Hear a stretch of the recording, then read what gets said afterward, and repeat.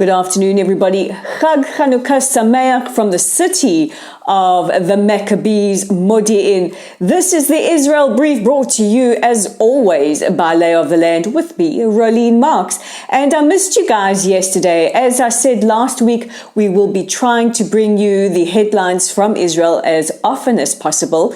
But yesterday I was at a very, very special ceremony at Ammunition Hill in Jerusalem, the dedication of an honorary plaque in remembrance of two soldiers who fell several years ago in combat, and the very first Druze soldier to be honored at Ammunition Hill. His name was Amir Sheikh. But let's take a look at those top stories making headlines, and we begin with news that the United Nations have called the expulsion of French-Palestinian lawyer Salah Khamouri a war crime.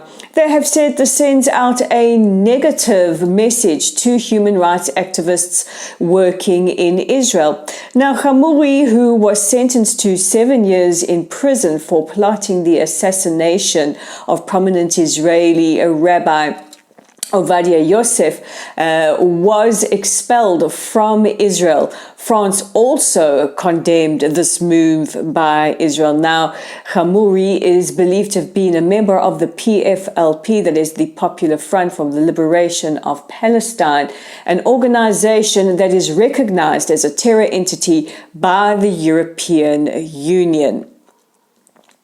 Incoming Prime Minister Netanyahu has condemned the New York Times, saying that the New York Times is responsible for decades of demonizing Jews and Israel. Now, this follows an op-ed published in this week's edition of the once venerated broadsheet, where they say that the incoming government will destroy Israeli democracy.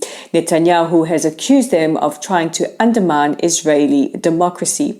In a tweet, the incoming Prime Minister also said that this habit of the New York Times to demonize Israel goes back decades to the Holocaust, where they buried news that was coming out of Europe talking about the genocide of Europe's Jews. And over the last couple of years, there have been cartoons, there have been a number of different opinion editorials and articles that take aim at Israel.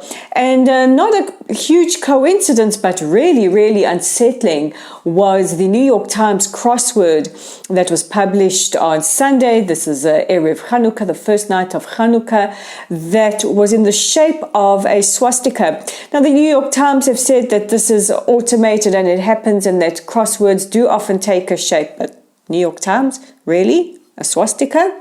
None of you picked that up? We don't believe that.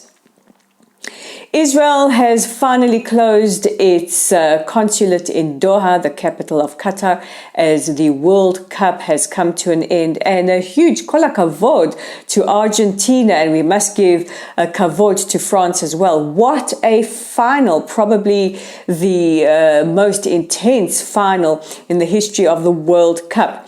But Israel, along with FIFA and with the permission of the Qataris, set up a temporary consulate for Israelis that were coming in to view matches. Now, Israel and Qatar do not have bilateral relations, and the move took several years of cooperation between the Ministry of Foreign Affairs, Qatar, and FIFA. Meanwhile, it is believed that at least 10,000 Israelis enjoyed various matches and managed to keep a very, very low profile, as was recommended to them by the Ministry of Foreign Affairs. In fact, the consulate records about 10 very, very lowbrow incidents.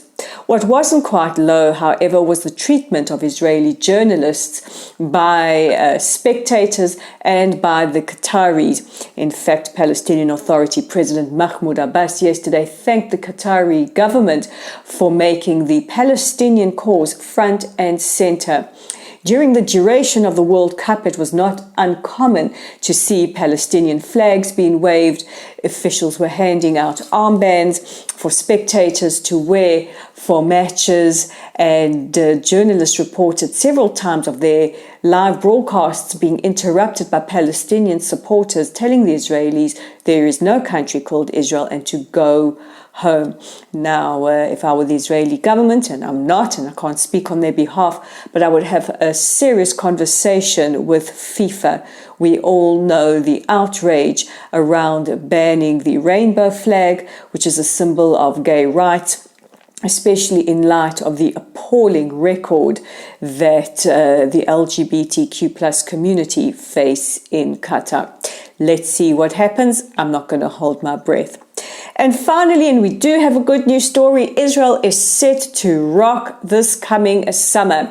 Rockers Guns N' Roses have confirmed that they will be performing in Israel next year during the summer, and Machine Gun Kelly, Sam Smith and Robbie Williams will be playing a music festival in Tel Aviv. So get your tickets booked, get on over to Israel. We always rock, whether it's summer or winter.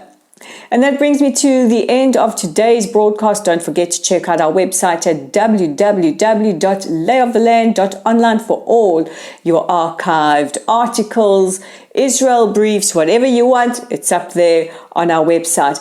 And also don't forget that our Facebook community is at Lottel Site. If you are on Facebook, please look for us. We're at Lottel, L-O-T-L-S-I-T-E, and like us, follow us, share our content.